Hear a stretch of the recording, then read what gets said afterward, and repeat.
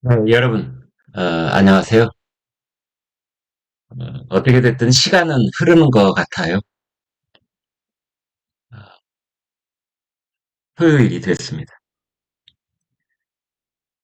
이제 국민적 관심사는 윤석열 대통령에 주목하는, 집중되어 있는 그런 국면입니다. 선거는 끝났고, 승패는 갈렸고, 이제 다들 제갈 길 가고 자기 전략 세워서 골몰하고 있는 이때에 총선이 끝나면 승패가 갈렸다는 건 국민들의 마음도, 민심도 선명하게 두 쪽으로 갈렸다는 뜻이 되거든요. 대통령의 할 일이라는 것은 숙명적으로 선거가 끝난 뒤에 그 두 갈래로 선명하게 갈라선 민심을 다시 하나로 묶어내는 데 있다고 봅니다. 그러라고 대통령입니다. 그래서 일단은 이제 국정운영 쇄신책을 발표를 한다, 뭐 이런 얘기가 있는데, 그 첫 번째는 이제 인적 쇄신, 인사입니다. 쇄신 그러는데 사람들을 좀 바꾸는 거죠. 대통령 스스로는 국가 원수이고 국가의 상징이고 국가 그 자체라고 말할 수 있는 부분이 있기 때문에 대통령은 함부로 움직일 수가 없는 겁니다. 그러려면 대통령을 대신하여 정치적 책임을 지는 사람들이 있어야 됩니다. 일단 총리, 한덕수 국무총리가 사의를 표명을 했기 때문에 후임이 누구냐, 이제 이런 얘기 아니겠어요? 그래서 통일부 장관 했던, 그리고 이번에 당선이 된 권영세 의원 얘기 나오고 있고요. 그 다음에 이번에 당선된 주호영, 지난번에 국민의힘 비상대책위원장까지 했죠. 그 전에 원내대표 했었고요. 그리고 이런 총리 물망이 오른 사람들에 대한 최종 낙점이 아마 오늘 내일 사이에 있을 것 같습니다. 전혀 외부에서 이렇게 영입하는 이제 그런 총리 후보일 경우에 청문회가 문제가 되는데, 그렇지 않고 기존의 정치인들, 그냥 그 사람의 일생이 어느 정도 알려져 있는 그런 정치인의 경우에는 비교적 총리의 인사청문회 또는 국회 인준동의 같은 것을 어, 어느 정도는 가능하다, 통과될 수 있다, 이렇게 이제 예상이 되거든요. 총리 인선을 아마 내일, 일요일인데 내일 총리 인선, 그 다음에 비서실장 인선 나올 수도 있다, 이제 이런 얘기 있습니다. 대통령실 비서실장은 인천 개항을 해서 이재명 더불어민주당 대표와 마지막까지 선전을 했던 원희룡 전 국토부 장관, 유력하다, 이런 얘기가 나오고 있습니다. 그와 맞물려서 바로 이어서 이제 중폭의 개각도 있을 것 같다, 그런 얘기 나오고 있습니다. 고용부 장관, 과기부 장관, 복지부 장관, 교육부 장관. 일단은 이 4개 부처의 장관이 불가리 되는 것 아니냐, 이런 얘기가 나오고 있습니다.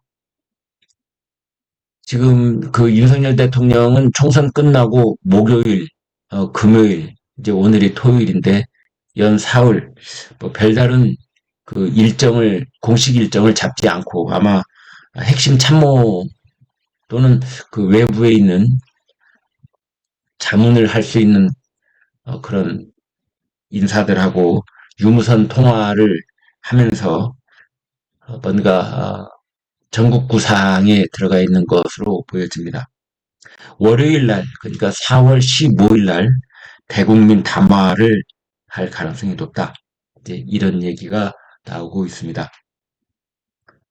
대국민 담화 내용에는 이제 국정 쇄신 내용을 담고, 또 지난 2년 동안 대통령의 국정 운영에 대한 소회를 또 담고 앞으로 나아갈 방향을 어, 국민의 뜻을 받드는 그런 내용을 어떻게 전개를 할지 그런 얘기가 나오지 않을까 이렇게 봅니다. 그 다음에 인사를 좀 마저 얘기를 한다면 이제 대통령실의 비서실장 원희룡 불망이 오르고 있다 했는데 정무수석에는 신지호 전 의원, 그 다음에 홍보수석에는 하종대 동아일보 출신이죠. 채널A에서도 일을 했고 그 다음에 지난 대선 때 윤석열 대통령 후보의 언론 특보를 한 사람입니다. 그 다음에 시민사회 수석 후보로는 전광삼 뭐 이런 이름들이 지금 나오고 있습니다. 그 다음에 또 하나는 이제 이재명 더불어민주당 대표와 양자회담 이 문제입니다. 지금 온갖 곳에서 둘이 만나야 된다라는 얘기를 하고 있습니다. 이재명 대표가 먼저 선제적으로 자기 입장을 밝혔죠. 환영한다. 지금까지 양자회담 못한 것이 아쉬울 뿐이다. 그렇게 말하고 있습니다. 이재명 대표 쪽에서는 그것을 굳이 영수회담, 영수라는 말을 쓰고 싶어 하고 있고 대신 대통령실에서는 영수회담, 이 말은 예전에 이미 사장된 말이다. 그러지 말고 그냥 양자회담. 영수회담이냐 양자회담이냐 내용은 뭐 똑같은데요. 쓰는 표현이 좀 다릅니다. 그래서 이런 얘기들을 하죠. 그 윤석열 대통령은 지금까지 이재명이 그 형사 사건의 피고인이고 또 그런 혐의에 대한 그런 피의자인 이런 사람인데 민원인이라고도 할 수가 있는데 그런 사람하고 어떻게 마주 앉느냐 이런 입장이었습니다. 최근에 이제 각계각층의 의견은 아니다. 그것하고는 분리를 해라. 이재명 대표에 대해서 지금 사법 리스크가 있고 재판이 진행 중에 있고 특히 공직선거법 위반, 뭐 위증교사 혐의에 대한 1심 판결은 곧 나올 가능성이 있다 이렇게 보는데 그런 사법적 그 절차에 관해서는 대통령이 그건 그것대로 뭐 절차가 진행되는 것이고 그것과 철저하게 분리를 해서 그냥 야당 대표로서의 이재명을 인정을 해라. 그래서 만나는 거, 그 뭐 너무나 거기다 무게를 둘 필요도 없다. 자꾸 그러면 더 거기에 무게감이 쏠릴 수가 있는데 그러지 말고 일단 만나서 서로 할 얘기가 있으면 그걸 듣고 뭘 합의를 하고 공동 뭐 입장문을 내고 그럴 단계까지 생각할 필요가 있겠느냐. 그냥 얘기를 하면 들어라. 이런 주문이 많습니다. 그러나 또 반대하는 그런 의견도 만만치 않습니다. 이재명 만나면 안 된다. 어찌됐건 이재명을 만나는 순간 선거라고 하는 여야의 대전투가 끝난 다음에 패장이 승장을 만나서 항복선언서에 조인식하는 거랑 비슷한 모양새로 그 이미지가 비춰질 것이다. 그래서는 안 된다. 이건 항복선언이다. 뭐 이런 얘기도 나오고 있습니다. 지금 여당 쪽에 중진들 한때 그 당대표 후보로 물망이 올랐던 사람 또는 윤석열 대통령과 대선 경선 과정에서 겨뤘던 사람들 목소리를 내고 있는데요. 안철수, 나경원, 윤상현, 서병수 뭐 이런 중진들이 굉장히 강한 비판 또는 제안을 하고 있습니다. 총리 사퇴가 아니라 내각이 총사퇴를 해야 된다. 뭐 이런 얘기도 있고요. 그 다음에 대통령실에서는 지금 정책실장하고 안보실장은 제외하고 비서실장만 사표를 냈는데 그러지 말고 3실장이 일괄 사퇴를 해야 된다. 왜 정책실장과 안보실장은 빼놓느냐. 이런 얘기. 그 다음에 또 하나 이제 극도로 민감한 얘기를 자꾸 하는데 특검 수용을 해라. 이제 그러고 있거든요. 여당 중진들이. 특검 수용 이거는 가령 뭐 최상병 특검 수용, 또는 김건희 여사 특검 수용, 이제 이거거든요. 그 중에서 가장 핵심적인 특검 두 개를 든다면은, 그건 말고도 또 있습니다만, 이거는 그 마지막 종착역이 윤석열 대통령을 겨냥한 특검인 겁니다. 특히 이제 김건희 여사 특검은 김건희 여사 도이치모터스 뭐 주가 조작 이것만 있는 것이 아니고, 지금 조국 대표가 하는 얘기 보면 김건희 여사 종합 특검, 종합이라는 말을 꺼내 들었잖아요. 도이치모터스 플러스 양평 고속도로 논란 플러스 그다음에 그렇습니다. 크리스찬 디올백, 파우치백, 그것까지 하자는 겁니다. 그것은 결국은 창끝이 대통령 부부 그리고 대통령을 향한 것이다. 이렇게 볼 수밖에 없는 겁니다. 아무튼 윤석열 대통령 지금 사흘째 공식 일정 잡지 않고 깊은 고심에 빠져 있다. 이렇게 볼 수 있는데요.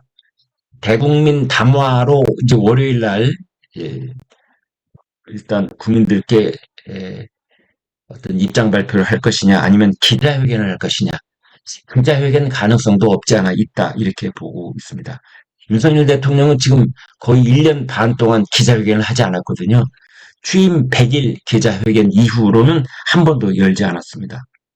그래서 대통령이 너무 일방소통을 하고 있는 것 아니냐 이런 비판이 있기 때문에 기자회견 가능성 뭐 그것도 두고 보면 되겠습니다.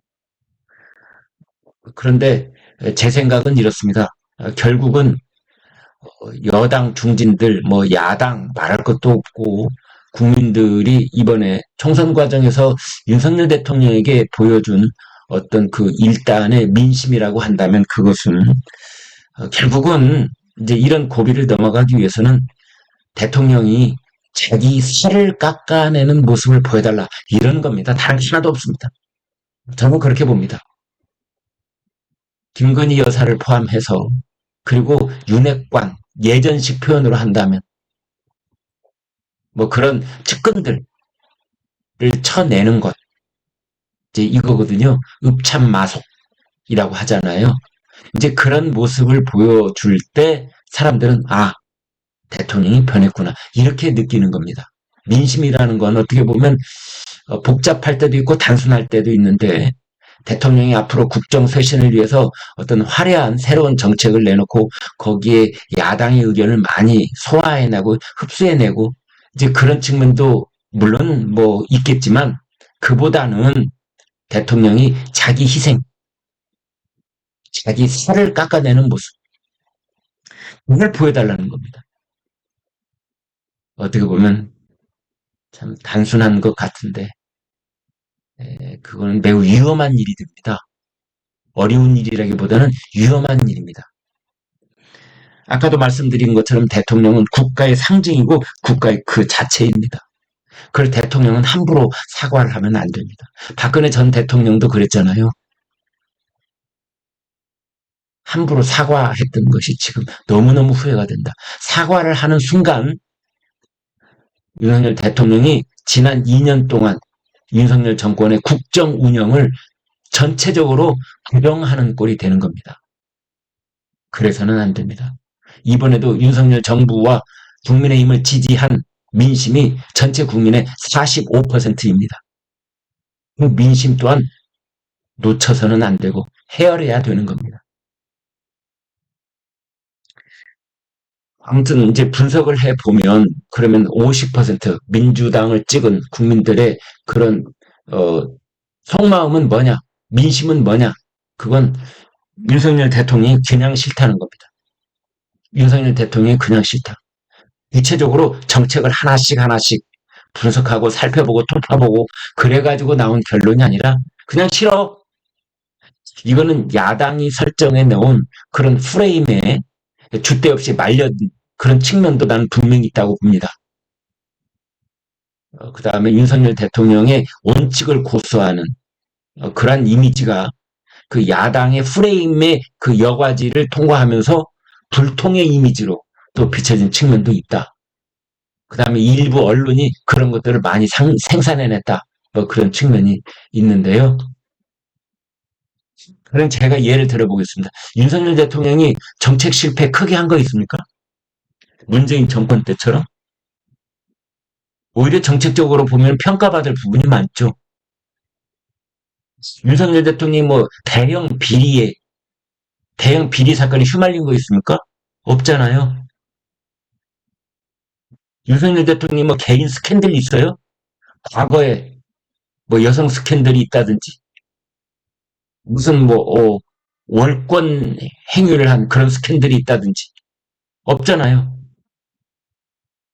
다만 이제 부인 김건희 여사하고 관계된 그런 문제가 자꾸만 사람들에게 부부는 뭐 일심동체이기 때문에 대통령도 마찬가지죠. 이제 그것이 회상되고 소환되면서 대통령에게 어떤 싫다라는 민심의 이미지가 거기에 자꾸 더 씌워지는 것이죠. 지금 김건희 여사는 사실상 유패 상태에 있습니다. 유리한 치. 현대적 의미에서 다른 게 유패가 아니에요. 김건희 여사가 현재 어디에 있는지, 무엇하고 있는지, 일절 국민들한테 모습을 보이지 않고 있지 않습니까? 심지어 지난 4월 5일 날 사전 투표를 했다는데 그 모습도 비공개였습니다, 여러분. 몰래 사전 투표를 했다. 물론 뭐 비공식적으로 어떤 영향력을 용산 대통령실에 행사를 하고 있다. 뭐 이런 믿거나 말거나 뒷담화가 없는 건 아닙니다만 저는 그런 건 크게 믿지 않습니다. 아무튼 김건희 여사는 거의 유패 상태에 있는 거나 마찬가지인데 아마 더한 것을 자꾸만 요구하는 목소리가 있을 겁니다. 다시 처음 얘기로 좀 돌아가 본다면 총리 후보 권영세 혹은 주호영 이런 얘기가 나왔는데 그러지 말고 야당 쪽에서 뭐 김부겸 전 총리는 어떠냐? 또 그 윤석열 대통령과 대척점에 있었던 사람들, 뭐 홍준표, 유승민 이런 사람은 또 어떠냐? 또 호남 출신의 박주선은 또 어떠냐? 또 민주당 대표를 했던 김한길은 또 어떠냐? 뭐 이런 얘기도 어떻게 보면 중구난방인데요. 여기에 대해서 이제 윤석열 대통령 거의 결론을 내릴 순간에 오지 않았을까 이렇게 봅니다. 여러분 고맙습니다.